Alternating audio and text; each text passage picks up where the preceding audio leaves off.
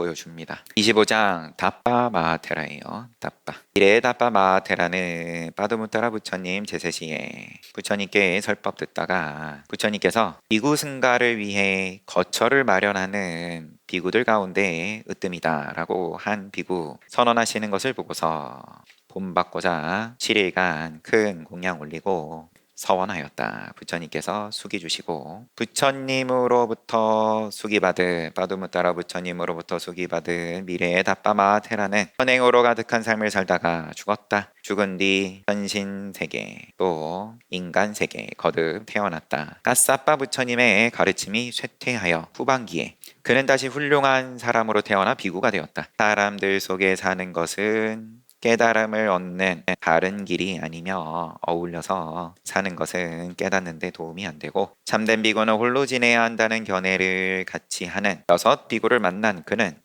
그들과 함께 사다리를 타고 가파르고 높은 산 꼭대기에 올랐다. 그냥 걸어갈 수 없을 만큼 험준한 산을 표현하는 거겠죠. 우리 일상에서 쓰는 사다리여서가 아니라 꼭대기에 이르러 그들은 서로 의논하였다. 자기 자신을 믿는 이는 사다리를 밀어버려라. 삶에 집착하는 이는 사다리를 밀어버리기 전에 내려가라. 7 비구 모두 깨달음을 얻을 때까지 산 꼭대기에 머물기로 하고 물러나지 않기로 약속하고 사다리를 밀어버렸다. 이제 벗들이여 비구 수행에 부지런하라. 서로 격려하고 죽음을 무릅쓰고 도의 지혜를 위해 떠원에서 아라한에 이르는 성인의 도의 지혜를 위해 정진할 자리를 산 위에서 각자 정했다. 7 비구 가운데 가장 연장자가 닷새째 되는 날 아라한과를 증득하였다. 해야 할 일을 마쳤음을 안 그는 신통으로 북구로주, 우리 사는 남선부주 말고 대륙 가운데 북구로주에 가서 공양을 얻어왔다. 먼저 아라한과의 닷새째에 오른 다음에 탁발을 해옵니다. 따라와서 6 동료들에게 공양을 권했다. 벗들이여 이 공양을 드시오. 공양을 구해오는 일은 내가 맡겠소. 그대들은 오직 수행에만 전념하시오. 나머지 6이 벗이여 세간을 초월하는 법을 먼저 실현하는 이가 아직 늘지 못한 이들을 먹여 살리는 책임을 진다고 우리 사이에 합의한 바가 있었습니까? 아라한이 말하기를 아니요 벗들이여 그런 합의는 없었습니다. 그러니까 6 비구가 존자시여 당신은 과거의 공덕에 따라 아라한과를 증득하셨습니다. 저희도 할 수 있다면 고통스러운 윤회를 끝내겠습니다. 존자께서는 원하시는 곳으로 가십시오. 거절하는 거네요. 당신은 당신의 할 일을 해 마쳤고 우리를 위해서 탁발을 해서 공양을 책임지는 것은 당신의 할 일이 아닙니다. 6 비구에게 공양을 받도록 설득하지 못한 아지 비구는 적절한 곳에서 공양을 하고 그들을 떠났다. 2일째 되는 날 닷새째에 지였던 비구가 아라한과에 오르고 6째는 건너뛰었습니다. 1회째에 2번째 연장자가 아라한과를 증득하였다.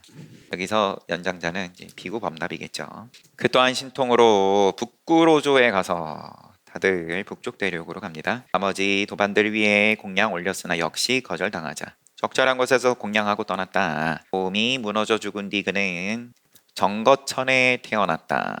정거천은 이제 아나함과가 오른다는 청정할 때 정, 머무르는 거 그런 천상입니다. 나머지 5 비구는 그 생에서 도의 지혜를 증득하지 못했다. 그 생을 마친 뒤 그들은 까싸빠 부처님 그 다음에 고따마 부처님 사이에 무한한 것 동안 천신과 인간으로 거듭 태어났다. 고따마 부처님 제세시 그들은 여러 나라에 태어났다. 나머지 5 비구는 첫 번째 한 명은 간다라의 따까실라 성에서 왕족 가문에 태어나고 이후에 푸꾸사티 왕이 되었다. 푸꾸사티는 또 이야기가 있죠.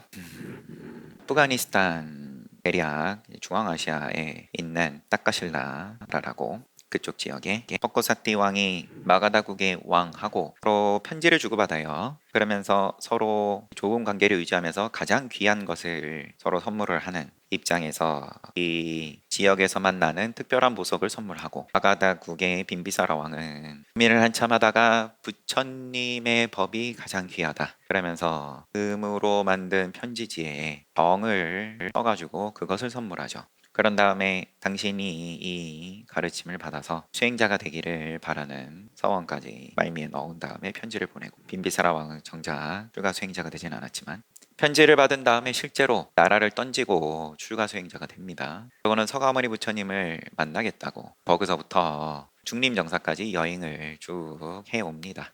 중간에 이제 또 이야기들이 좀 있지만 넘어가고 중림정사까지 와서 빈비사라 왕으로부터 받은 편지를 가지고 안내를 받은 거니까 가서 보니까 부처님께서 거기 안 계십니다. 그래가지고 기원정사로 아마 기원정사였습니다. 돌아가는 길에 부처님 계속 찾아서 부처님께서 새벽에 대비정에 드셔서 보신 다음에 인연을 보시고 이 뽀꼬사띠가 생의 마지막인 걸 보신 거죠. 나의 가르침을 받으면 죽기 전에 성인의 도화과를 이루어 죽을 것이다 라는 것을 보시고 신통으로 뽀꼬사띠가 머물고 있는 토굴로 갑니다.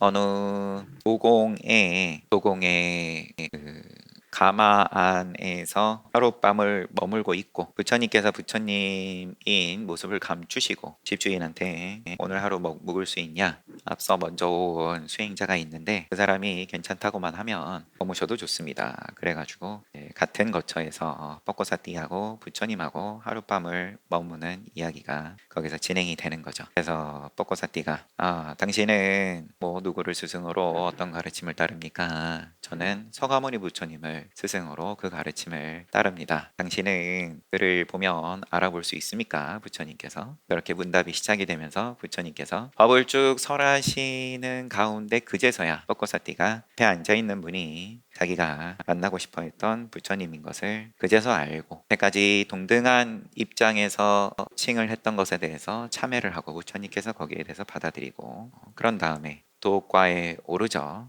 지금 누구를 보고 있었냐 다시 확인하면 답바마테라입니다. 답바마테라의 전생 이야기를 하는 가운데 정확하게 7명이 등장을 했는데 아라한과에 이미 오른 두 분은 아닌 거고 아라한과에 오르지 못하고 윤회를 거듭하던 나머지 5 가운데 첫 번째는 딱가신라성에서 왕족 가운데 태어나서 뻐꼬사띠 왕이 되었다라는 거고 이분도 당연히 아닐 테고 그러면 두 번째 다른 한 명은 빠빠떼이야 내지는 아짠띠까라고도 불린다. 지역 이름입니다. 여기서 여성 수행자의 아들로 태어났다. 이후에 유행 수행자 사비아가 되었다. 결발 수행자 말하는 건지 거처 없이 떠도는 수행자 사비아. 세 번째는 바이아국의 한 가문에서 태어났다. 이후에 바이아테라가 되었다. 네 번째는 라자가의 한 가문에 태어나서 파라카사빠로 알려졌다. 마지막 말라국의 아누비아 성에서 말라의 왕자로 태어났다. 이분이 답바 존자가 되는 거고 이에 답바 마테라의 어머니는 아이를 낳았다. 말라국의 왕족으로 왕자로 태어났습니다. 아이를 낳으려다가 세상을 떠났습니다. 미래의 답바 마테라의 어머니는 시신이 장작더미 위에서 화장될 때 아이를 낳지 못하고 낳으려다가 세상을 떠나고 사람들은 그 뱃속의 아이도 죽었을 거라고 생각하고 화장을 하는 상황인 겁니다. 화장될 때 그 열기로 자궁이 터졌는데 과거의 공덕으로 아이는 공중으로 솟아올라 풀 더미 위에 무사히 내려앉았다. 그리하여 답바라는 이름을 얻게 되었다. 풀의 이름입니다. 답바가. 답바라는 용어는 한 종류의 풀 내지는 장작 더미 2가지 의미가 있다. 주석사에 따라서 장작 더미 위에 떨어진 것으로 전해지기도 한다. 어린 답바가 7살이 되었을 때 부처님께서 많은 비구들을 거느리고 말라국을 여행하시던 중 아누비아 성에 이르러서 망고숲에 잠시 머무셨다. 부처님을 뵌 어린 답바는 7살 답바는 기쁨에 넘쳐 할머니에게 승가에 들어가게 해달라고 청했다. 할머니는 이러 허락하고 소년을 부처님께 데려가 입문을 청했다. 부처님께서는 이 소년을 3위로 입문시키도록 하라. 그러자 어떤 비구한테 지금 여기 이름은 소개되지 않은 어떤 비구한테 나 제자로 받아라 시키시니까 그 비구는 몸에 더러운 5가지 부분, 머리카락, 채모, 손발톱 5부분에 드러나는 몸의 부정함을 관하는 수행법을 가르쳐 주었다. 몸 전체라기보다는 6 부분을 특정해서 사념처 수행을 하도록 가르쳤습니다. 어린 답바는 머리를 깎는 동안 내내 그것들을 성찰하였다. 머리 깎을 때 그 머리카락을 잘 성찰했다. 어린 다빠에게는 깨달음의 이를 조건이 넉넉히 갖추어져 있었다. 전생의 조건이 다 갖추어졌다. 더구나 그는 10만 겁 전에 빠두무 따라 부처님 앞에서 대제자가 되기를 서원하였고 수기를 받은 이었다. 그리하여 머리의 첫 번째 머리 그러면 삭발을 한 번 하는 순간 수다음과 증득하고, 두 번째 깎을 때 사다음과, 세 번째 깎을 때 아나함과, 그리고 머리를 마지막으로 다 깎았을 때 아라한과 증득했다. 요컨대 삭발이 끝나는 것과 아라한과를 증득하는 것이 한순간에 이루어진 것이다. 윤회에서 벗어날 자격이 있는 이들을 깨달음으로 이끄는데 필요한 시간을 보내신 뒤, 윤회에서 벗어날 자격이 있는 이들을 깨달음으로 이끄는데 필요한 시간을 보낸 뒤, 부처님께서는 라자가의 벨로아나 정사로 돌아와 머무셨다. 아라한과에 오를 이가, 그럼 여기서는 답바 마테라가 아라한과 이를 때에 필요한 시간 보내셨다 그러니까는 삭발시키시는 시간이 전부인데, 그러면 그리고 중림정사로 돌아가셨다. 아라한이 된 삼이 답바도 부처님을 따라 그곳으로 갔다. 라자가의 자리를 잡은 뒤 답바 존자는 홀로 물러나 곰곰이 생각하였다. 아라한과를 위해 더 해야 할 일은 없다. 승가의 거처를 마련하고 각자의 공양 시주에게로 비구들을 안내함으로써 승가를 섬기는 것이 좋겠다. 그는 이 생각을 부처님께 아뢰었다. 부처님께서는 이를 칭찬하시며 그에게 두 가지 임무를 맡기셨다. 할 일을 다 해마쳤고 아라한과에 올랐고, 지금부터는 대중들을 위해서 봉사하겠습니다. 소임 살면서 편안하게 정진할 수 있게끔 돕겠습니다. 부처님께서 칭찬하시고 두 가지 임무. 1번 승가를 위한 거처 마련. 이를 위해 승가가 그를 그런 이로, 그런 소임자로 공식적으로 인정해야 했다. 두 번째, 승가 구성원들을 각자 공양 시주에게 안내. 이 또한 승가가 그를 그런 이로 인정해야 했다. 어디서 머무시면 됩니다. 그러면 대중이 당연히 거기에 대해서 인정을 하지 않으면 쉽지 않으니까. 왜냐하면 늘 불평하는 이들은 있게 마련인 거니까. 삭발 나갈 때 공양청이 들어왔을 때 누가 이번에 갈 것인지를 정하는 소임자니까, 이것 또한 잠자리와 공양자리 가장 어떻게 보면은 시비가 많이 발생할 수 있는 예민한 문제에 대해서 소임을 맡게 되었다. 부처님께서는 7살 답바가, 그러고 보니까 7살밖에 안 됐는데 대중들이 이제 그럼 그의 말을 잘 따를 거냐? 무애해와 육신통과 삼명을 두루 갖추어 당신의 가르침 안에서, 부처님의 가르침 안에서, 법과 율 안에서 그토록 탁월한 경지를 이룬 것을 기뻐하셨다. 그리하여 아주 어린 나이임에도 타미아라한 답바를 완전한 비구로 승격시켰다. 7살인데 예외적으로 비구로서 인정해 주셨다. 완전한 비구가 된 뒤로 답바 존자는 라자가에 머무는 모든 비구들의 거처를 마련하고, 거처도 마련해주고, 그 다음에 여러 시주들에게 돌아가는 공양을 배분하였다. 공양 자리를 배분하였다. 법납에 따라 이루어져야 하는 공양 살락가 분배도 실수 없이 능숙하게 해냈다. 이 살락가가 지난 시간에 어느 존자 이야기할 때 제비로서 번역이 된 걸 지금 정정한 겁니다.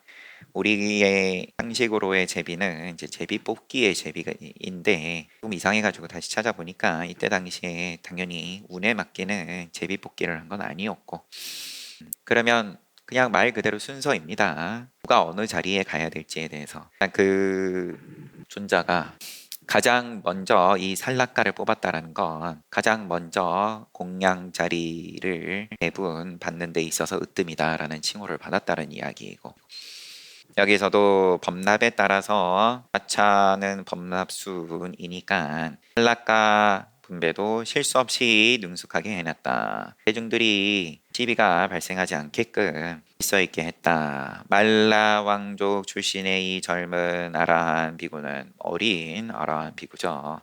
비구들의 거처를 잘 마련해 주었고 뜻이 맞는 비구들이 함께 지내도록 배려하였으며 융통성 있게 했다. 아프거나 불편한 비구들을 신통으로 도왔다. 그 덕에 그의 명성은 사방으로 퍼져나갔다.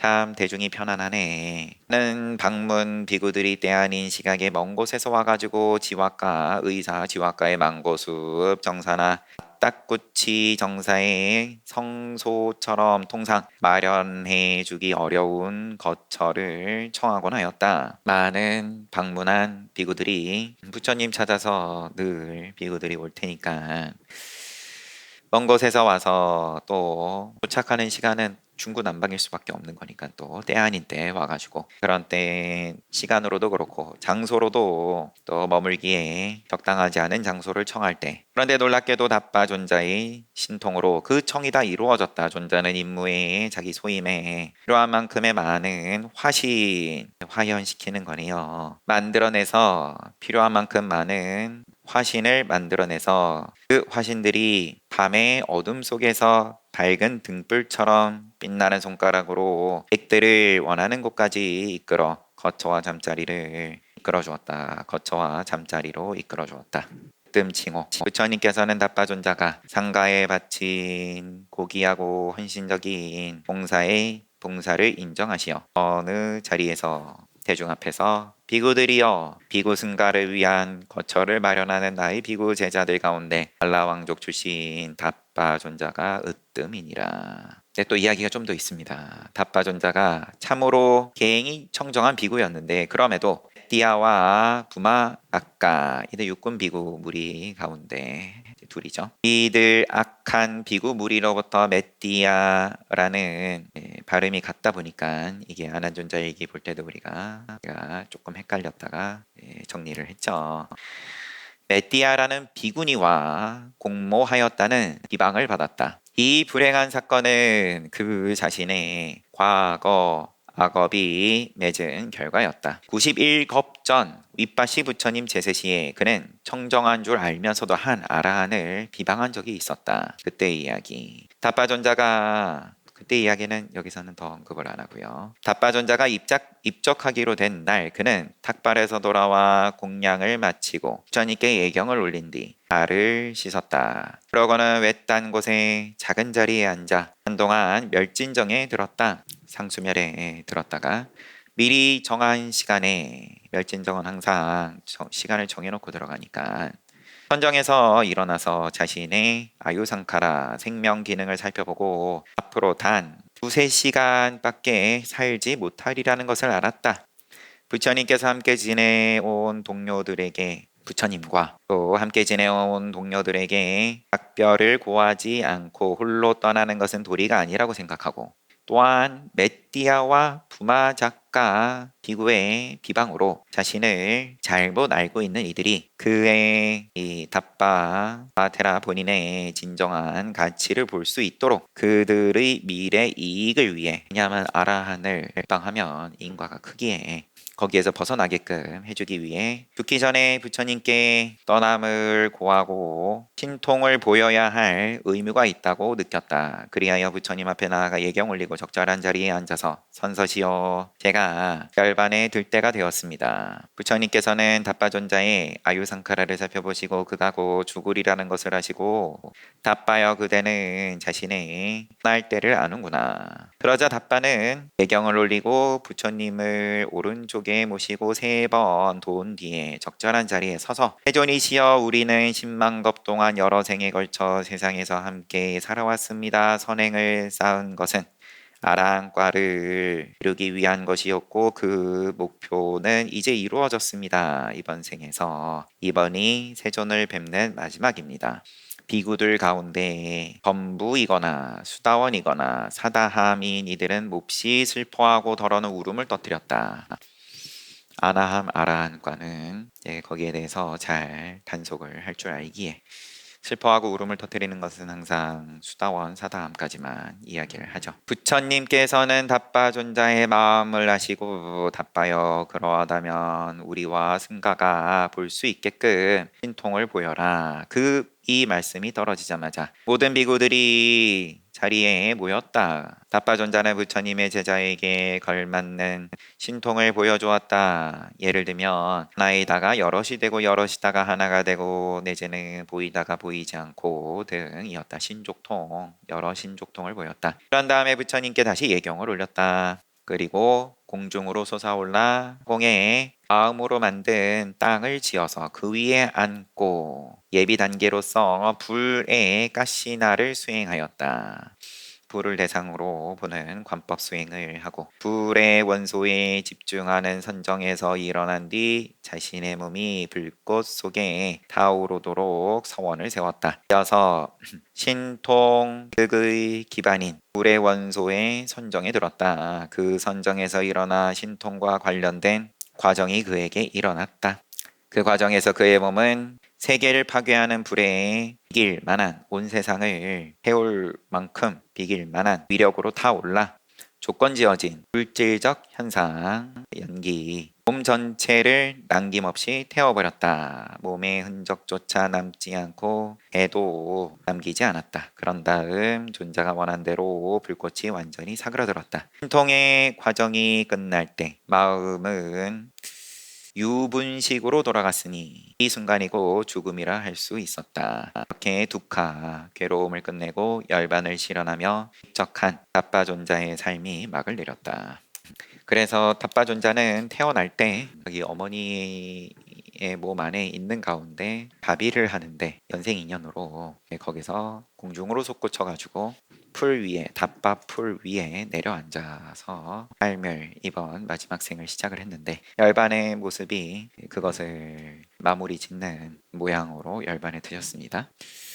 7명의 과거 전생에 빠두무따라 부처님 당시 때 7명의 비구들이 아닙니다. 빠두무따라 부처님 당시 때에는 수기를 받았고 그 다음에 중간에 삶에서 까싸빠 부처님의 말미에 7비구들이 산에 들어가서 이 산에서 우리는 아라한과를 이루기 전까지는 내려오지 않겠다. 그래서 사다리도 치워버리고 7명 가운데 2분은 아라한과에 오르고 떠나고 5분이 아라한과에 그때 오르지 못하고 윤회를 거듭하다가 서가모니 부처님 시대에 이르러 가지고 각자 이 생에서 어떤 인연으로 그 가운데 마지막 5번째 분이 다빠 마하테라로서 7살의 나이에 이미 부처님 만나가지고 아라한과에 오르고 그런 다음에 남은 생은 이제 대중들이 편안하게끔 공양과 잠자리 분배에 있어서 소임을 참 잘 살았다. 그런데 세부적인 내용은 신통의 힘을 적절하지 않은 시간 내지는 적절하지 않은 장소에 대해서도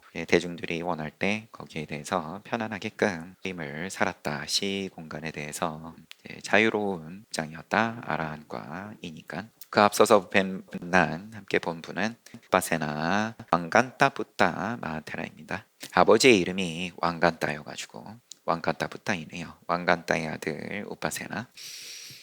사리푸타 존자의 친동생이고 그럼 사리푸타 존자의 아버지 이름도 또 이 자리에서 왕간따이었네요. 잘 봤습니다. 내일은 또 유라선언 대중들 목선언에 가가지고 선생님께 서도 받고 또 용맹 정진하는 사다리를 치워버리고 내가 도의 지혜를 맛보기 전에는 물러나지 않겠다라고 약속하고 시간을 그런 행사죠. 행사 내지는 의식. 저도 입지할 때 다녀오겠습니다. 그래서 오전에는 여러분들 정진 잘 하시고 와서 또 대중들 정진하는 거 보고 분위기 따라서 또 오후에도 머물 수도 있고요. 그렇게 되면 연락드리겠습니다. 오후에 관음 기도 하시는 분들은 또 그때 정진 잘 하시면 되고요. 공양 잘 하십시오.